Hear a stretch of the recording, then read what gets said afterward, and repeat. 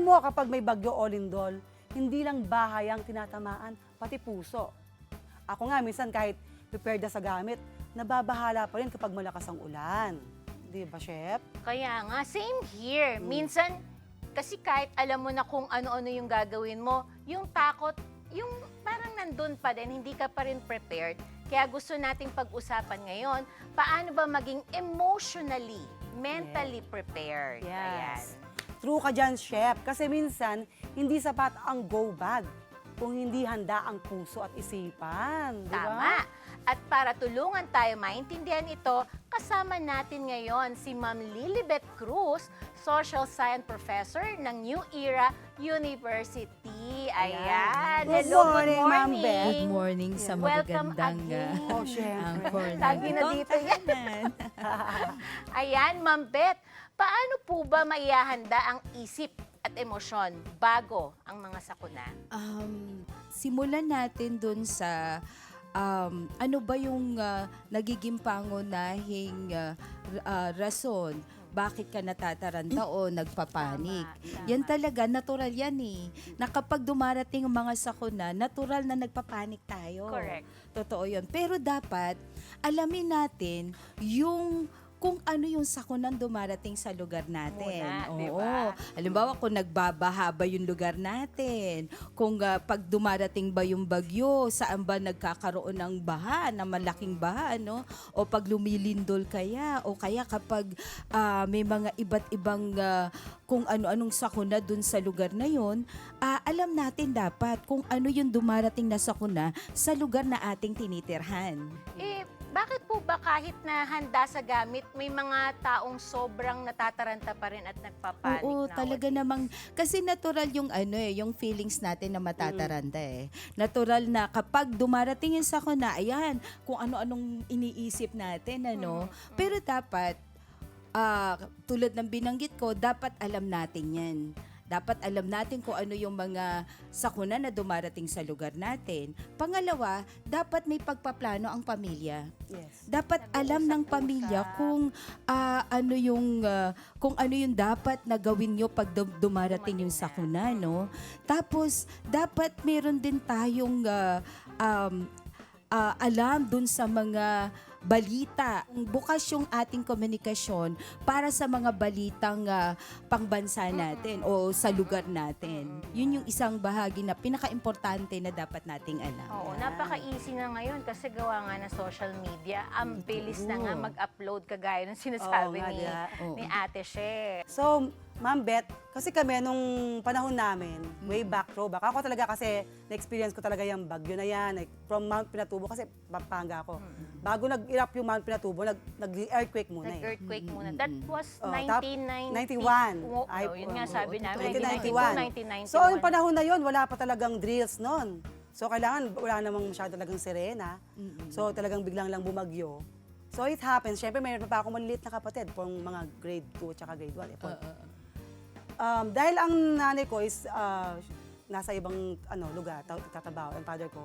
So, wala akong, pumasok sa isip Yung ko, mindset- ang mindset mindset ko, niya. kailangan, bago ko isipin yung sarili ko, hanapin ko muna yung mga kapatid ko. Oo, Kasi totoo. Dapat, maliliit para pa maliliit that pa, time. dapat sila muna i-save ko. Oo. Kasi yun lagi sinasabi ng mama ko na yung mga kapatid mo, bantayin mo. Oo, totoo. Kaya nag-ano ako ng mindset ko talaga na pag may mga ganyang sakuna, inuuna ko dahil nga ako yung parang pinakamatanda rin sa kanila. Natural na kapag may mga sakunang ganyan, meron tayong tinatawag na fight, flight, at saka yung freeze.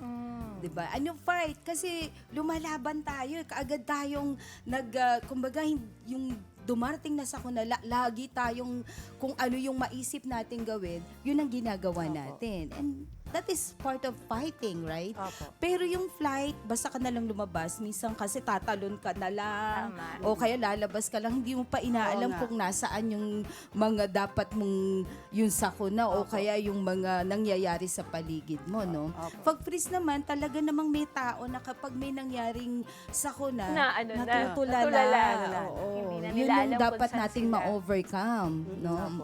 Eto na nga po, madam.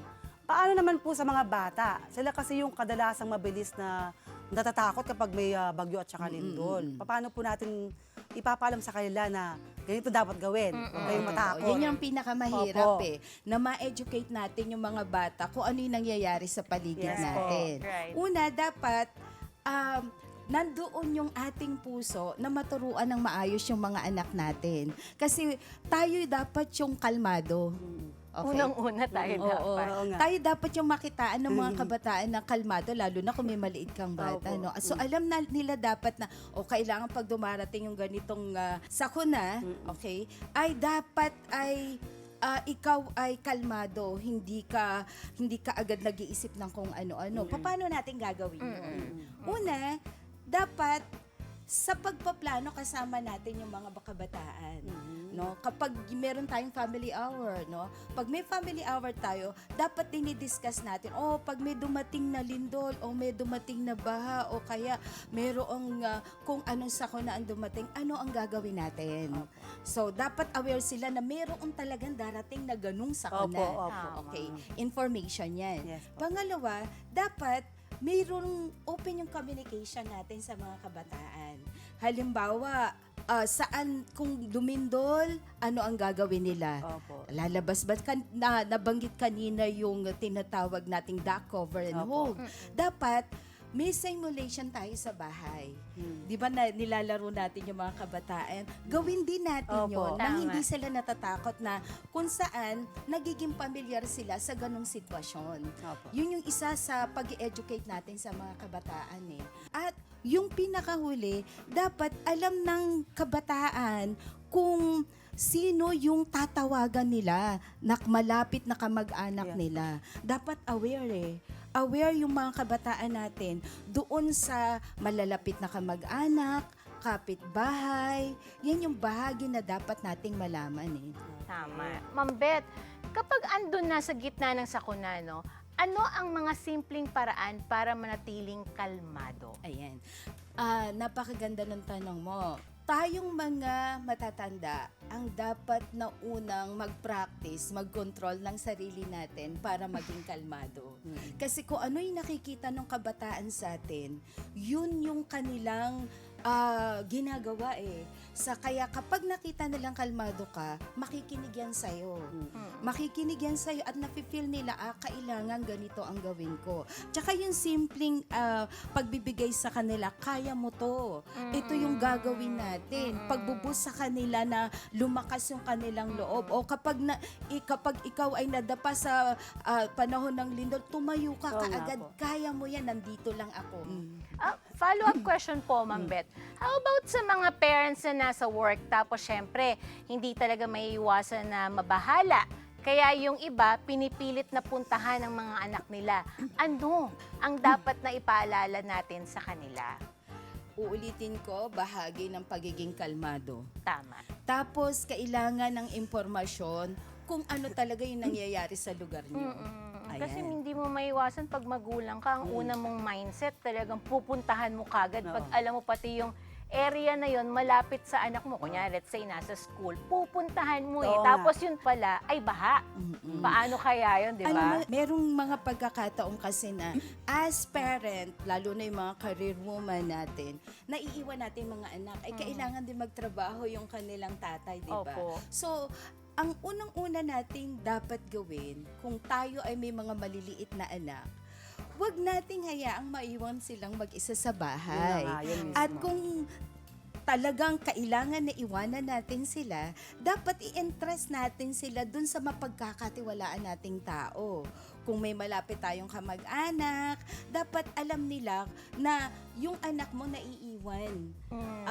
Dun sa mga nakatira sa compound, dapat aware sila na yung anak natin naiiwan dun sa loob ng bahay. Para kung ano man ang mangyari, alam nila kung papaano o kung sino yung pupuntahan nila sa loob ng bahay. Meron ba naiwan ng mga bata? Kaya nilang matulungan. Tsaka isang pinakamahalaga na dapat nating gawin kung tayo ay may mga kapitbahay. Dapat may good relation din tayo sa ating mga kapitbahay. Kasi isa na yun, kung saan may bayanihan ng mga Pilipino. Correct. At kung ganun ang nangyayari, no, talaga naman na tayo yung unang-unang magbibigay ng tulong sa ating mga kapitbahay. Correct. Ayan, well Correct. said, Ma'am Beth. Eto na nga po. Pagkatapos naman po ng sakuna, maraming nakakaramdam ng takot o trauma. Ano naman po ang pangunahing hakbang para muling bumalik sa normal yung isip po natin na tsaka yung pagiging kalmado, syempre, na-trauma ka. Konting ano lang, aftershock di ba? ba Parang, na aftershock? oh, parang ano, konting ano lang sa'yo, parang takot ka na. Oo. Paano naman po yung ano, Una, maging kalmado? i-define muna natin kung talagang ano yung nararamdaman natin. Pagkatapos ng sakuna, dapat alam natin kung ano ang naging epekto nito sa atin. Lalo na sa ating emosyon, sa ating mental health, no? Kapag ba nakakarinig tayo ng malakas na hangin, ano ba yung ating nararamdaman? So, kinakailangan natin ng professional help. Siyempre, kailangan natin ng mayroong tutulong sa atin para maibalik sa normal yung ating katawan at yung ating pag-iisip. Ayan. Ma'am Beth, paano naman po natin matutulungan ang ating mga kababayan na nahihirapang bumangon? Siyempre nga naman, yung paano ba mag-uumpisa ulit? Diba parang Oo, ganon? totoo yan. After, kung lalo na kung yung bahay mo na nasira. Totoo yan. Diyan papasok ang ating local government o national government natin na mayroong mga proyekto para doon sa mga nasalanta. Okay. Pwede tayong sumali sa kanila o magbigay ng ating bahagi para matulungan din natin yung ating mga kababayan para magkaroon ng mas lalong lakas ng loob sila, masuportahan natin sila para sa ganoon maalpasan nila kung ano man yung kanilang dinaranas. Yun. Gaano naman kahalaga na may active na barangay? Kasi syempre, di ba, ang pinaka malapit sa komunidad natin or sa ating neighborhood na pwedeng mag-coordinate sa atin ay yung barangay natin. Ayan. Kung tayo ay nasa isang lugar, dapat alam natin yung barangay hall natin. Oo.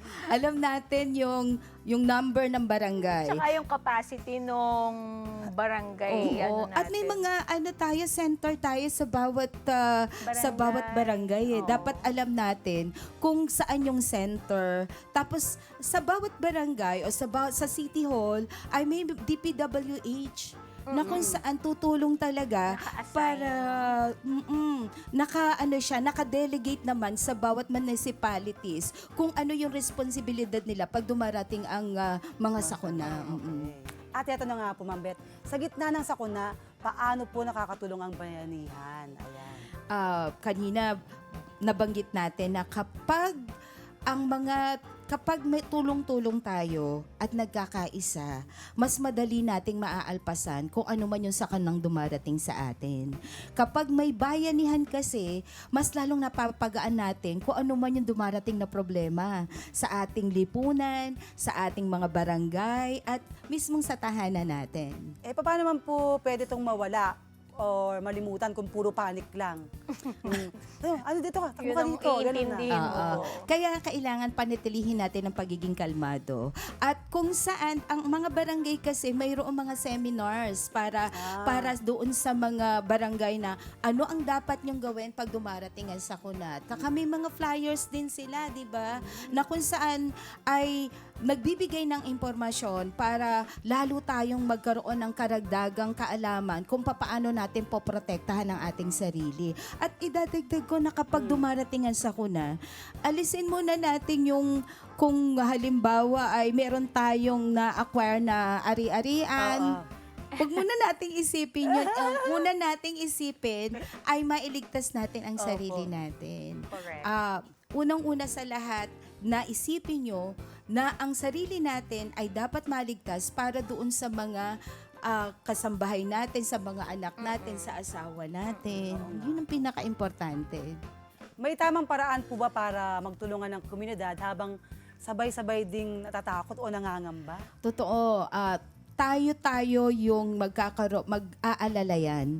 Kapag may isang malakas ang loob, doon tayo kumukuha ng lakas eh. At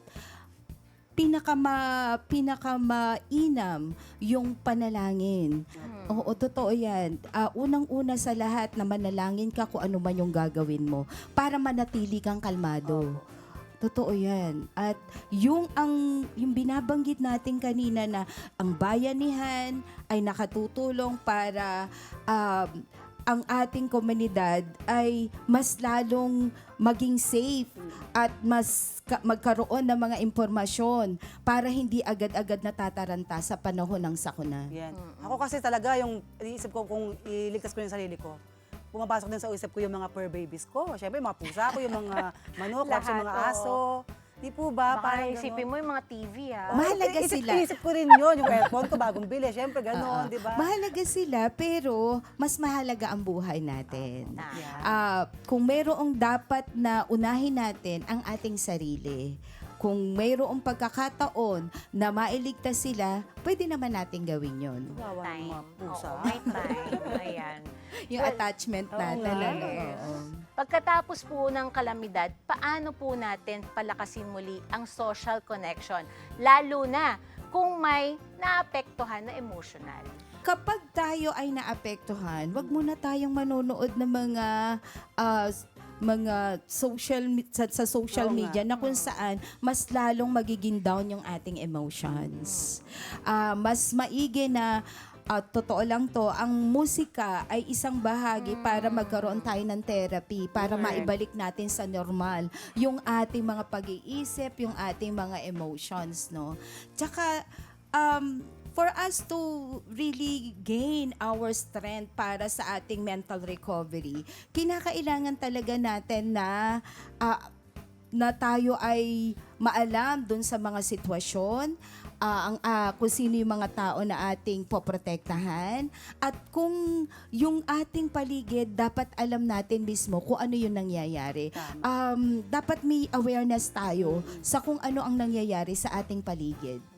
Kaya nga. Kaya dapat talaga, no, makiisa hindi lang hakbang o trending o mainit pa ang sitwasyon. Totoo yun. At kinakailangan, kapag mayroong mga proyektong pagbarangay, makiisa tayo. Yung iba tinatamad kasi, ma'am.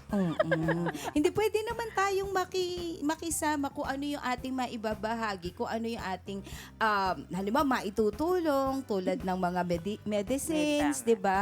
O kaya yung mga damit na luma, Ibahagi di ba? natin yung mga Oo. extra Oo, natin. yung mga extra. Totoo yun. Yan. Alam mo ba, sa panahon ng sakuna, hindi lang bahay o gamit ang kailangang ihanda. Dapat handa rin ang sarili natin, lalo na ang isip at damdamin.